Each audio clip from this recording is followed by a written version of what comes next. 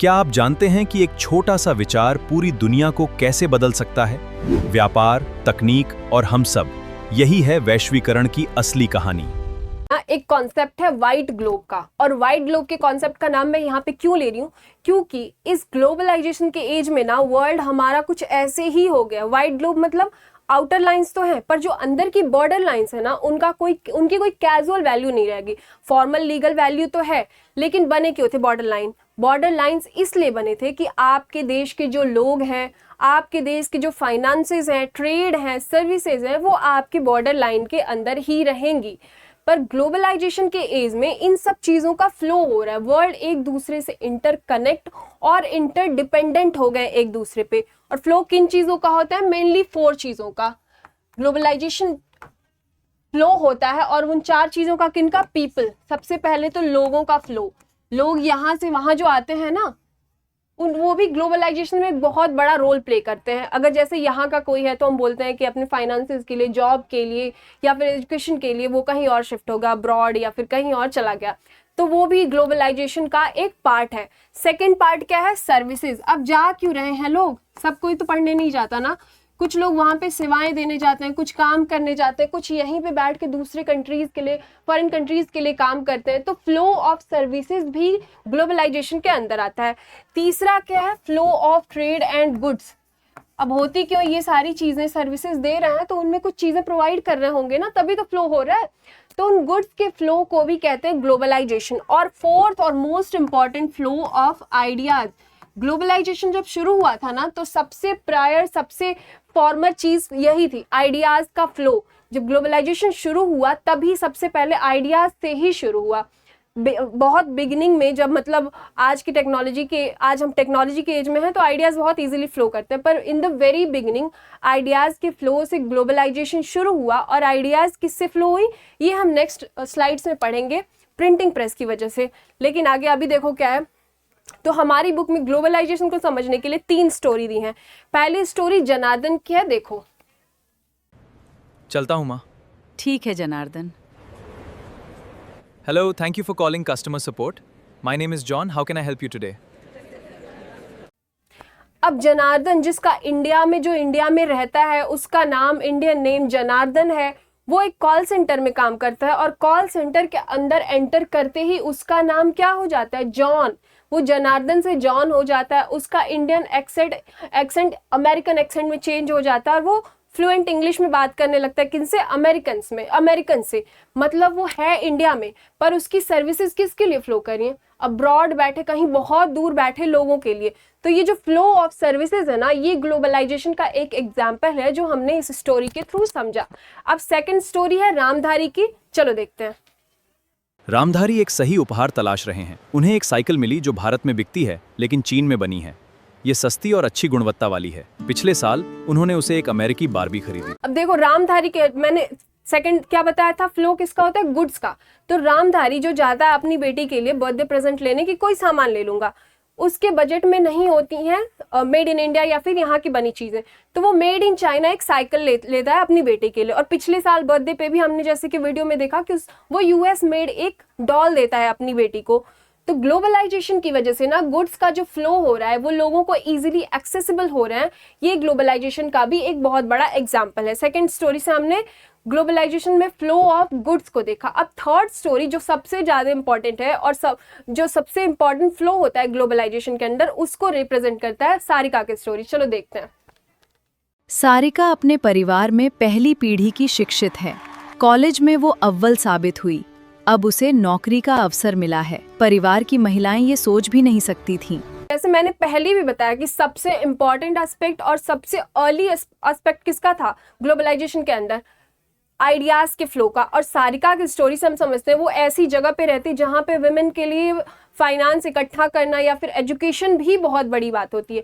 ऐसी जगह पे रह के भी वो पहले तो पढ़ाई करती है, उसके बाद उसके दिमाग में ये भी आता है कि मैं नौकरी करूंगी या मैं फिनेंशियली सेल्फ डिपेंडेंट बनूंगी। तो ये आइडियाज आते कहाँ से हैं? जब उसके आसपास जो लोग हैं, उसके समाज के लोग, उसके गाँव के आसपास के, इन लोगों को तो इन सब चीज़ों के बारे में पता नहीं था। ग्लोबलाइजेशन के थ्रू ना जो आइडियाज फ्लो हुई हैं, मतलब जो कुछ कंट्रीज प्रेजेंट में या फिर सारिका के नज़र में ऐसी कंट्रीज जहाँ पे विमेन की कंडीशन बेटर है, जहाँ पे विमेन फाइनेंशियली इंडिपेंडेंट है, वहाँ से आइडियाज़ लेके सारिका को भी ये कॉन्फिडेंट आया कि मैं भी फाइनेंशियली इंडिपेंडेंट बन सकती हूँ। तो सारिका की स्टोरी से हमने जाना flow of ideas under globalization. अब देखो इससे रिलेटेड बहुत सारे ये जो स्टोरीज दी है ना, उसमें CUET से भी और बोर्ड एग्जाम से भी बहुत सारे क्वेश्चंस आते हैं। तो क्वेश्चन एक मैंने CUET का उठाया है, in the context of understanding globalisation Ramdhari's story primarily illustrate the flow of goods. Ramdhari की स्टोरी क्या थी? वही ना, जो जाता है साइकिल, जो अपनी बेटी के लिए कुछ गिफ्ट लेने जाता है और मेड इन चाइना साइकिल लेके आता है। तो रामधारी की स्टोरी के थ्रू हमने फ्लो ऑफ गुड्स जाना। अब ये ना क्वेश्चन अलग तरीके से भी बन सकते हैं कि जनार्दन की स्टोरी से हमने क्या सीखा, सारिका की स्टोरी क्या रिप्रेजेंट करती है। तो आपको इसलिए स्टोरीज मैंने विजुअलाइज कराई हैं कि इसको अच्छे से समझ लो, क्योंकि क्वेश्चन बहुत ही इंपॉर्टेंट आते हैं। ये 1-2 नंबर के क्वेश्चन इन छोटी छोटी स्टोरी से जो बहुत कैजुअली आप सीख सकते हो, इंपॉर्टेंट होते एग्जाम में, इसलिए मैंने आपको विजुअलाइज करा दिया। अब देखो जब ग्लोबलाइजेशन आया ना, तो सबसे अर्ली स्टेज में कैसे आया। आज हम जानते हैं कि ग्लोबलाइजेशन सबसे ज़्यादा ग्लोबलाइजेशन का फ्लो बढ़ाने में सबसे मोस्ट इम्पॉर्टेंट फैक्टर क्या है? टेक्नोलॉजी और इंटरनेट, है ना। लेकिन अर्ली टाइम में जब सबसे पहले ग्लोबलाइजेशन शुरू हुआ था, तो किस वजह से शुरू हुआ था? प्रिंटिंग प्रेस की वजह से। मैंने बताया ना कि सबसे अर्लीस्ट फॉर्म ऑफ ग्लोबलाइजेशन क्या था? Flow of ideas. और आइडियाज कहाँ से आए? आइडियाज आए प्रिंटिंग प्रेस से, यानी प्रिंटिंग प्रेस में जब न्यूज़पेपर, लिटरेरी वर्क्स, ये सारी चीजें छपी, तो वहां से ग्लोबलाइजेशन होना शुरू हुआ। सबसे पहले जैसे ब्रिटिश राइटर्स थे, लिटरेरी वर्कर्स थे जो लिखते थे, तो वो चीज़ें वर्ल्ड के हर जगह पढ़ी जाने लगी प्रिंटिंग प्रेस के थ्रू। बहुत सारे, अब अगर हाथ से ही बस लिखते तो आसपास के लोगों तक ही जा पाता, इतने ब्रॉड लेवल पे नहीं चीज़ें बिक पाती ना, तो ग्लोबलाइजेशन हो ही नहीं पाता। पर due to the presence of printing press, वो जो लिखते थे, जो करते थे, जो उनके आइडियाज़ होते थे, वो पूरे वर्ल्ड में फ्लो करने लगे, है ना। तो वहाँ से सबसे पहले ग्लोबलाइजेशन शुरू हुआ, किसके थ्रू? प्रिंटिंग प्रेस के थ्रू। और प्रेजेंट में सबसे ज़्यादा और सबसे ब्रॉड लेवल पे ग्लोबलाइजेशन को कौन फ्लो ग्लोबलाइजेशन का बढ़ा रहा है? टेक्नोलॉजी और इंटरनेट। तो ये बहुत ही ज़्यादा कॉमन चीज़ है कि इंटरनेट ने ना बढ़ाया नहीं, मल्टीप्लाई कर दिया ग्लोबलाइजेशन की स्पीड को। मतलब बहुत हाईली ग्लोबलाइजेशन हो रहा है, बहुत हाईली हम इंटरडिपेंडेंट हो गए हैं और एक दूसरे को बहुत बारीकी से जानने लगे। हम घर पे बैठे स्क्रॉल करते करते सोशल मीडिया जान लेते हैं कि अमेरिका में क्या चल रहा है, वहाँ के लोग क्या खाते हैं, क्या कैसे रहते हैं, वो सारी चीज़ें हम यहाँ पे बहुत इजीली अडाप्ट कर लेते हैं और देख लेते हैं। तो भले, पर ये आपको याद रखना है कि भले इंटरनेट और टेक्नोलॉजी ग्लोबलाइजेशन के फ्लो में आज बहुत बड़ा रोल प्ले कर रही हैं, लेकिन इन्वेंट ग्लोबलाइजेशन किससे हुआ? प्रिंटिंग प्रेस से। और उससे भी पहले चीज़ें होती थी, लेकिन ब्रॉड लेवल पे, मास लेवल पे प्रिंटिंग प्रेस के थ्रू ग्लोबलाइजेशन होना शुरू हुआ है। और ये भी आपके CUET में बहुत इंपॉर्टेंटली अक्सर ही पूछता है that while the contemporary phase of globalization is driven by digital technology, which invention plays a similar crucial role in the earlier spread of ideas। तो याद रखना है प्रिंटिंग प्रेस। अब देखो ग्लोबलाइजेशन के फ्लो का हमने पढ़ लिया कि किस किन चीज़ों से फ्लो हो रहा है। अब इनका जो इकोनॉमिक इंटीग्रेशन होता है ना, मतलब ग्लोबलाइजेशन के थ्रू जो चीज़ें होती है ना, वो इक्वल नहीं होती। ज़रूरी नहीं कि जो फ्लो ऑफ ह्यूमन है वो फ्लो ऑफ गुड्स या फ्लो ऑफ फाइनेंसेस या फ्लो ऑफ सर्विसेज के इक्वल ही हो, है ना। अब जो ग्लोबलाइजेशन के अंडर ट्रेड होता है, तो ट्रेड चूँकि ग्लोबलाइजेशन हो गया, वर्ल्ड इंटरकनेक्ट हो गया, तो कुछ बड़ी MNCs और WTO यानी वर्ल्ड ट्रेड ऑर्गेनाइजेशन, IMF, इन सब लोगों के इंटरवेंशन की वजह से जो इम्पोर्ट टैक्सेस होते थे ना, कि आपके यहाँ से कोई किसी और देश से कोई सामान आ रहा है, विदेशी सामान आ रहा है, तो उस पर जो टैक्सेस होते थे या उनके आने में जो जितनी ज़्यादा असुविधाएं होती थी या डिफ़िकल्टीज़ होती थी, तो इन बड़ी MNCs और बड़े UN के थ्रू, IMF के थ्रू, इन सब के थ्रू इनमें जो डिफ़िकल्टीज़ आती थी उनको बहुत ज़्यादा कम कर दिया गया है। तो ग्लोबलाइजेशन के अंदर फ्लो ऑफ ट्रेड को बहुत ज़्यादा ईजी कर दिया गया। सेकंड है देखो कैपिटल। अब पहले ना पैसे बस ऐसे पार्सल किए जाते थे पर्स में रख के, या फिर लोग आते जाते थे तो ही लेते आते जाते थे। लेकिन अब डिजिटल एज में ना, तो जो फ्लो ऑफ मनी या फ्लो ऑफ फाइनेंसेस हैं वो भी ग्लोबलाइजेशन के अंदर बहुत ईजिली आ जाते हैं। और थर्ड है देखो ideas and tech. Ideas and tech ना सबसे ईजी और सबसे ज़्यादा वास्ट लेवल पे आजकल ग्लोबलाइज्ड हो रहा है। कैसे? सोशल मीडिया सबसे बड़ा प्लेटफॉर्म है आइडियाज़ के वास्ट रूप में, मतलब बहुत इजीली फैलने का सबसे बड़ा प्लेटफॉर्म सोशल मीडिया यानी इंटरनेट और टेक्नोलॉजी है। तो आइडियाज़ का फ्लो भी ग्लोबलाइजेशन के अंदर बहुत ज़्यादा बढ़ गया है। लेकिन ये तीन चीज़ों, हमने 4 फ्लो के बारे में पढ़ा, गुड, सर्विसेज, आइडियाज़, और फोर्थ क्या था, पीपल। लेकिन जो पीपल का मूवमेंट है ना अंडर ग्लोबलाइजेशन, वो कंटेम्प्रेरी वर्ल्ड में जैसे जैसे मॉडर्न होते जा रहे हैं वो वैसे वैसे डिफिकल्ट होते जा रहा है। क्योंकि पहले के टाइम में ना जो फ्लो ऑफ ह्यूमन और फ्लो ऑफ पीपल था वो बहुत ईजी था। स्लेव ट्रेडिंग होती थी, लोग एक दूसरे को खरीदते थे, बेचते थे। तो due to the intervention of human right committees अब ये चीज़ ना बहुत ज़्यादा डिफिकल्ट हो गई है। और ये सही भी है, ग्लोबलाइजेशन के बहुत से नेगेटिव और पॉजिटिव पॉइंट्स भी हैं, पर ये पॉइंट जो ह्यूमन मूवमेंट या ग्लोबलाइजेशन ऑफ पीपल हो रहा है ना, ये बहुत इसमें जो डिफिकल्टी आ रही है ना, ये बहुत पॉजिटिव एस्पेक्ट है ग्लोबलाइजेशन, मॉडर्न ग्लोबलाइजेशन का। अब देखो इससे रिलेटेड भी क्वेश्चन आता है, according to the economic consequences of globalization which of the following flows faces the most restriction comparatively. तो ह्यूमन, आपको याद रखना है, पीपल, मूवमेंट ऑफ पीपल सबसे ज्यादा रिस्ट्रिक्शन फेस करता है। क्यों बताया ना, स्लेव ट्रेडिंग वगैरह को खत्म करने के लिए इस चीज को बहुत ज्यादा रिस्ट्रिक्ट कर दिया गया है। अब देखो इकोनॉमिक ग्रोथ और रिकॉलोनाइजेशन।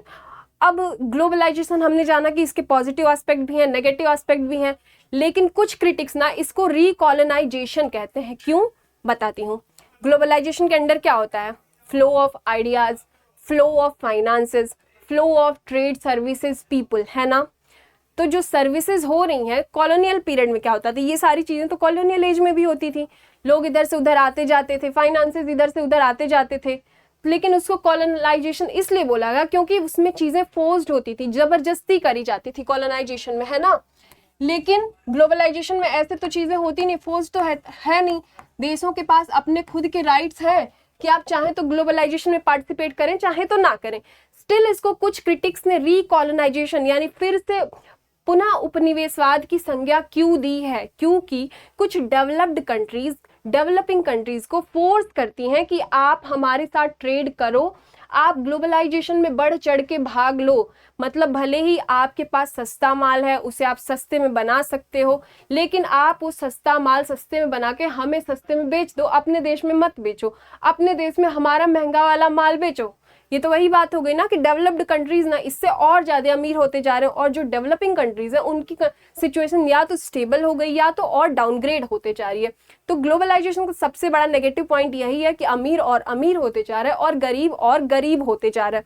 अब देखो इससे रिलेटेड बहुत इंपॉर्टेंट क्वेश्चन आता है CUET में, critics of forced economic globalization argue that pressuring developing countries to integrate into the global market is a form of recolonization, पुनः उपनिवेशवाद। बताया ना कॉलोनाइजेशन क्या होता है, जहां पे उन्होंने, जैसे देशों को हम स्वतंत्र हुए ना, स्वतंत्र क्यों हुए, क्योंकि हम जकड़े थे, हम परतंत्र थे, हम पे दूसरे लोगों का कब्जा था, वो हमें चीजें करने के लिए फोर्स कर रहे थे। और अब ग्लोबलाइजेशन के दौर में भी ना कुछ डेवलप्ड कंट्रीज, कुछ डेवलपिंग कंट्रीज को ऐसे ही फोर्स कर रही हैं, तो इसलिए रिकॉलोनाइजेशन का नाम दे देगा। अब देखो यह हमने देखा ग्लोबलाइजेशन हो रहा है, तो अब ग्लोबलाइजेशन जो हो रहा है उसके पॉलिटिकल एस्पेक्ट क्या है और स्टेट पे उसका क्या असर पड़ता है, ये हम जानेंगे। तो स्टेट पे असर ये पड़ता है ना कि जैसे ग्लोबल, अब आप देखते हो सोशल मीडिया स्क्रॉल करते हो, आपको किसी के पास पैसे भेजने, आपको कोई पेंटिंग जैसे यहाँ से किसी और देश में बेचनी है तो वो आप कर सकते हो, आपको कोई ज़रूरत नहीं होती है कि आप किसी से परमिशन लें या फिर ना लें, आपको पैसे देने होते हैं, करना होती चीज़ें आप खुद से कर सकते हो, है ना। तो इसमें क्या हम जानते हैं कि गवर्नमेंट का रोल ना बहुत कम होते जा रहा है, गवर्नमेंट का रोल लोगों की पर्सनल लाइफ से ज़्यादा कम होते जा रहा है, और लोगों की अपनी प्राइवेसी उनके हाथों में ज़्यादा से ज़्यादा रहने लगी, उनकी खुद की लाइफ पे उनके खुद के डिसीजंस होते हैं, मैटर करते हैं। तो इसको हम कहते हैं मिनिमलिस्ट स्टेट। तो ग्लोबलाइजेशन के अंदर जो स्टेट का रोल है वो बहुत ज़्यादा मिनिमल हो गया है, और इससे रिलेटेड CUET में यही क्वेश्चन आता है कि ग्लोबलाइजेशन के एज में globalization office causes a shift in the nature of government from a welfare state. Welfare state क्या कहते हैं, जो ज़्यादा से ज़्यादा लोगों के कल्याण के बारे में सोचे, कि आप नहीं सोचते हो, हम सोचेंगे आपका भला करना है, कैसे करना है। लेकिन ग्लोबलाइजेशन के एज में वेलफेयर स्टेट की मान्यता हटते जा रही है, और वो किधर शिफ्ट होते जा रही है, मिनिमलिस्ट स्टेट की ओर, यानी स्टेट का रोल बहुत मिनिमल होते जा रहा है। तो आपको ये टर्म याद करना है, minimalist state, because it is a very important question from the perspective of CUET। अब देखो, अब ये तो हमने जान लिया कि स्टेट का रोल बहुत मिनिमल होते जा रहा है, लोगों को ज़रूरत ही नहीं पड़ रही कि वो सरकार से हर चीज़ की परमिशन लें, हर चीज़ के लिए चक्कर लगाएं। लेकिन इसमें भी गवर्नमेंट की कुछ चीज़ें हैं जो गवर्नमेंट के सपोर्ट में जाती हैं। जैसे अब हम जो चीज़ें हैं ना, जो चीज़ें खुद से करते हैं उसका डेटा अब ऐसे तो भेज नहीं सकते ना, पैसे या फिर कोई पेंटिंग आपको कुछ सरकारी दफ्तरों से या फिर कुछ ऐसे आपको लीगलाइज करवाना पड़ता है। तो ये सब करने से ना गवर्नमेंट के पास जो लोगों के डेटा होते हैं वो बहुत इजीली एक्सेसिबल हो जाते हैं गवर्नमेंट को। वो लोगों की प्राइवेट लाइफ के बारे में बहुत इजीली जान जाते हैं और उनको अपनी जो भी अपने सिटीजन्स हैं उनके बारे में ज़्यादा से ज़्यादा जानकारी होती। क्या करेंगे इस जानकारी का?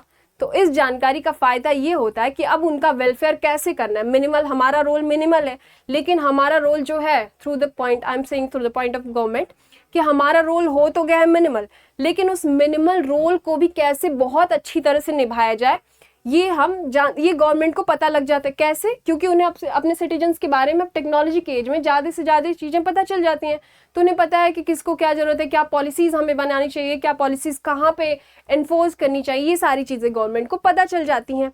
तो इसलिए ना सिर्फ गवर्नमेंट के लिए सिर्फ नेगेटिव चीज़ें ही नहीं है, पॉजिटिव चीज़ें भी हैं।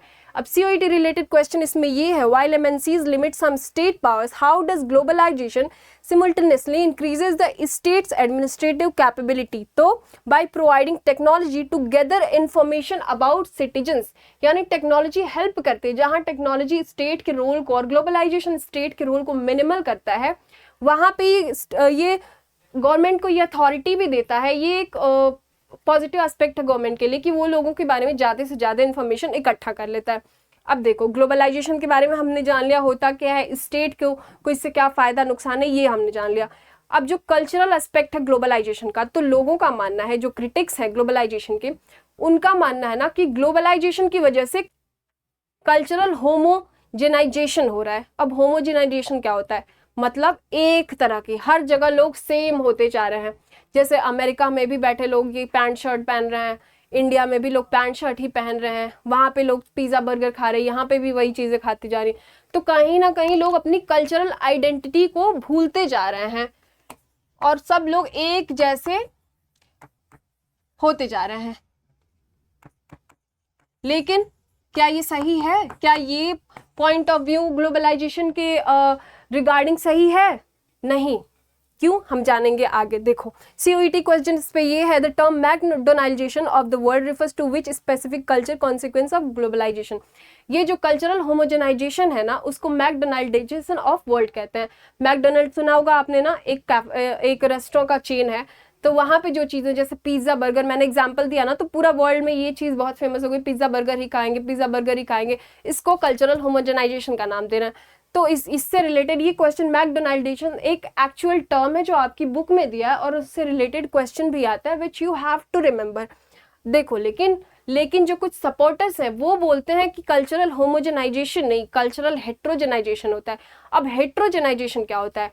मतलब चीज़ों को फ्यूजन में चीज़ें यूज होने लगी, हमारे पास लिमिटेड ऑप्शन और हम एक जैसे नहीं होते जा रहे हैं, हम और भी रंगीन और भी कलरफुल और हमारे पास और भी ज़्यादा ऑप्शन आते जा रहे हैं। कैसे? अब देखो, कहीं कहीं आप रेस्टोरेंट में जाते हो ना, तो उनके मेन्यू में ही रहता है सेजवान डोसा। सेजवान कहाँ है? चाइना का। डोसा कहाँ है? इंडिया का। इन दोनों को मिला के उन्होंने बना दिया सेजवान डोसा। और जीन्स कहाँ से है? वेस्टर्न कंट्री से। कुर्ती कहाँ है? कि इंडियन है। तो इन चीज़ों का जो फ्यूज़न हो रहा है ना, तो इसके जो सपोर्टर्स हैं ग्लोबलाइजेशन के, वो बोलते हैं कि हमारे पास हमारा कल्चर लिमिट नहीं हो रहा, हमारा कल्चर और वास्ट हो रहा है, हमारे पास और ज़्यादा ऑप्शंस आ रहे हैं, हम और ज़्यादा फ्यूजनिस्टिक होते जा रहे हैं। ये इन्होंने पॉजिटिव आर्गुमेंट दिया है कि कल्चरल, हमारा कोई कल्चर ख़राब नहीं हो रहा है, कोई हमारी कल्चर में लिमिटेशन नहीं आ रही है, बल्कि हमारा कल्चर और ब्रॉड हो रहा है और ज़्यादा हमारे पास ऑप्शंस आ रहे हैं। जो पॉजिटिव थिंकर्स हैं अबाउट ग्लोबलाइजेशन वो ये आर्ग्यू करते हैं। अब देखो, इससे रिलेटेड क्वेश्चन क्या है? The combination of wearing a traditional kurti with blue jeans is primarily an example of heterogenisation. अब होमोजेनाइजेशन और हेटेरोजेनाइजेशन में ना ये लोग बहुत कंफ्यूज हो जाते हैं। तो इसलिए आपकी सीयूईटी में हो सकता है इसमें से एक ही क्वेश्चन आए, हेटेरोजेनाइजेशन और होमोजेनाइजेशन। तो इस वर्ड को बहुत ब्रॉडली, बहुत अच्छी तरह से थॉरोली पढ़ लेना कि हेटेरोजेनाइजेशन मतलब ऑप्शन बहुत सारे और होमोजेनाइजेशन का मतलब कम ऑप्शन।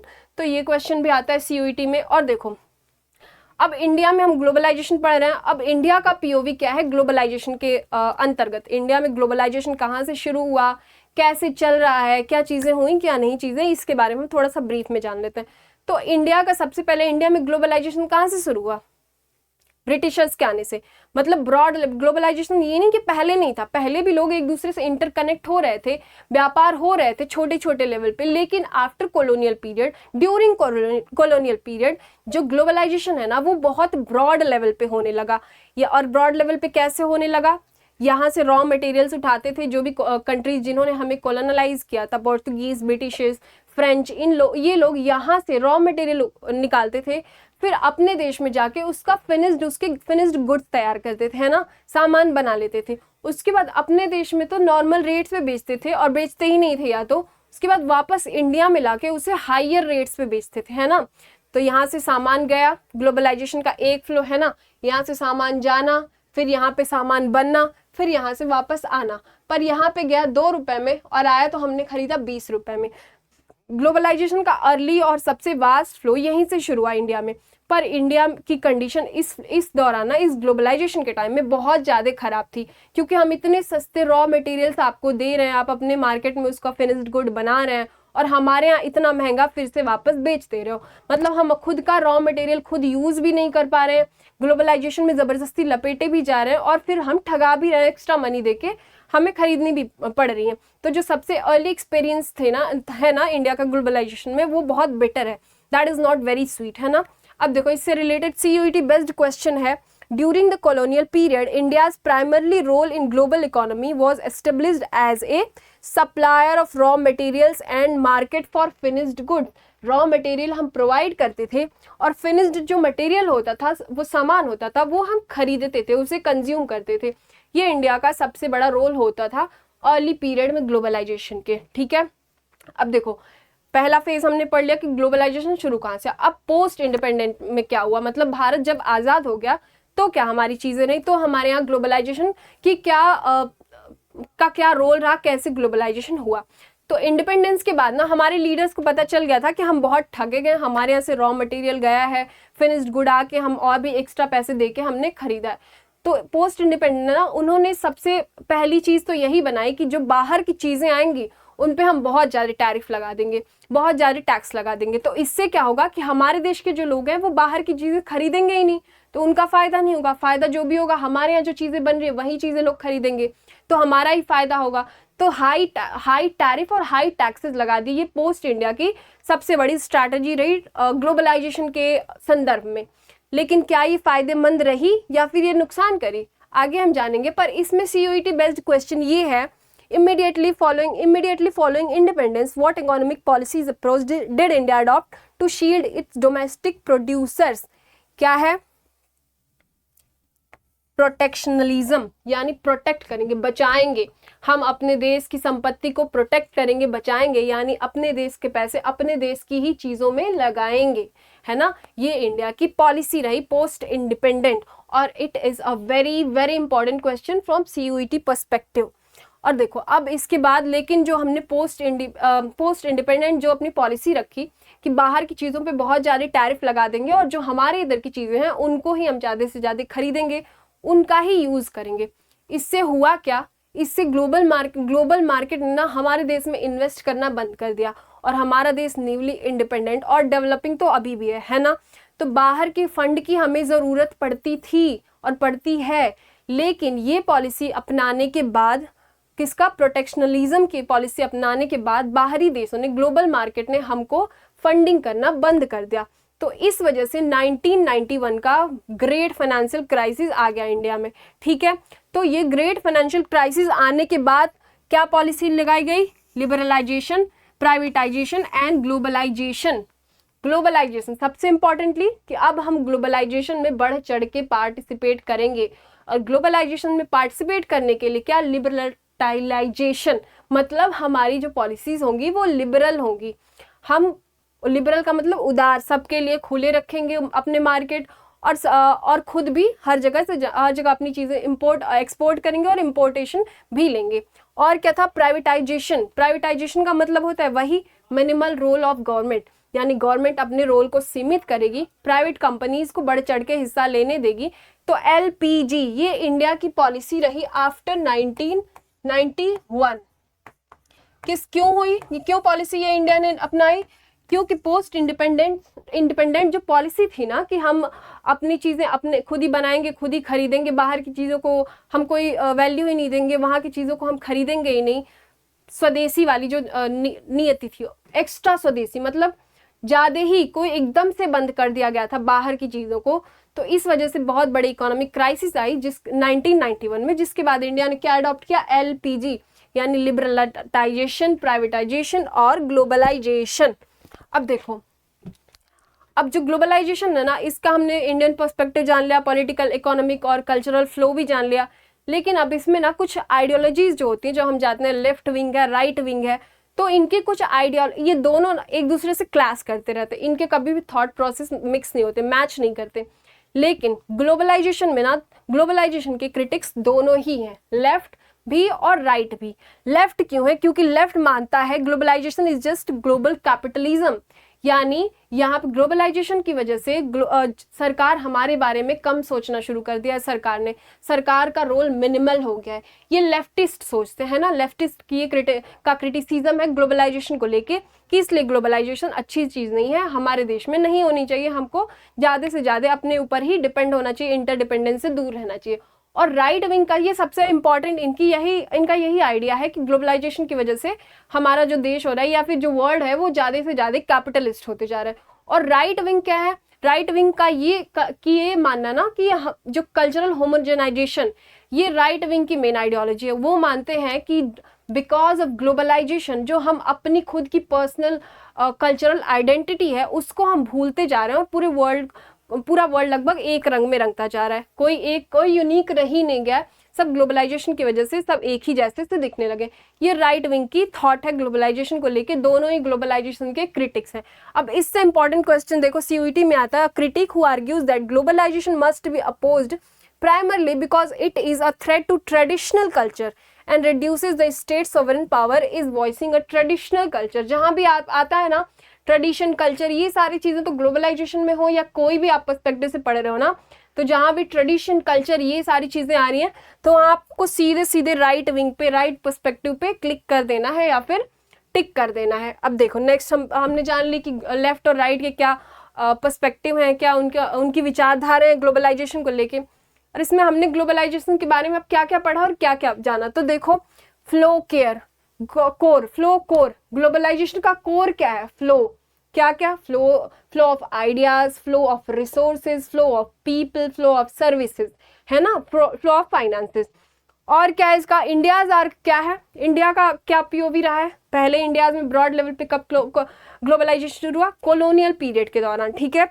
तो पहला स्टेज कब रहा था? फर्स्ट स्टेज था कॉलोनियल पीरियड भारत में ग्लोबलाइजेशन का।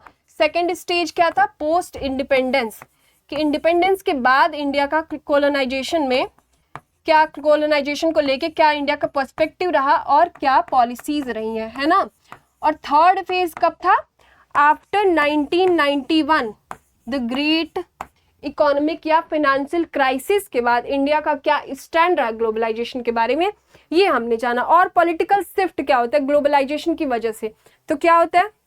मिनिमल स्टेट पढ़ाना हमने, वेलफेयर स्टेट, यानी जहां पहले बिना ग्लोबलाइजेशन के सरकार को लोगों के बारे में ज़्यादा से ज़्यादा सोचना पड़ता था, वहीं ग्लोबलाइजेशन के बाद ना सरकार का रोल जो है वो बहुत मिनिमल हो गया लोगों की लाइफ में। अब लोग अपने बारे में खुद सोच लेते हैं और सरकार को उनके बारे में ज़्यादा सोचने की ज़रूरत नहीं पड़ती है। इसमें कहीं ना कहीं पॉजिटिव चीज़ें भी हैं गवर्नमेंट के लिए और बहुत सारी नेगेटिव चीज़ें भी हैं गवर्नमेंट के लिए, लेकिन मेनली कि शिफ्ट क्या है पॉलिटिक्स का और गवर्नमेंट का, ये हमने जाना ग्लोबलाइजेशन के अंडर।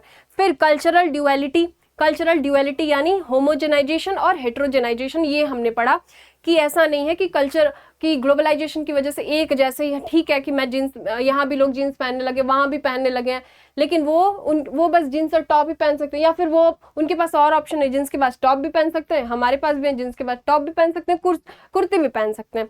तो होमोजेनाइजेशन ही नहीं, हेटेरोजेनाइजेशन भी हुआ है ग्लोबलाइजेशन की वजह से, ये हमने जाना। फिर क्या हमने जाना, इकोनॉमिक टेंशन। अब कैसे ग्रोथ भी हो रही है कुछ कंट्रीज की और कैसे कुछ कंट्रीज का डाउनफॉल भी हो रहा है ग्लोबलाइजेशन के अंडर, ये भी हमने जाना। अब देखो CUET बेस्ड इस पे बहुत इंपॉर्टेंट है, कुछ 5 क्वेश्चंस हैं जो मैंने यहाँ पे नोट कर दिए और आपको इनको रिप्लाई करना है कमेंट्स में, इनको आंसर करना है। So that's all for the chapter, bye.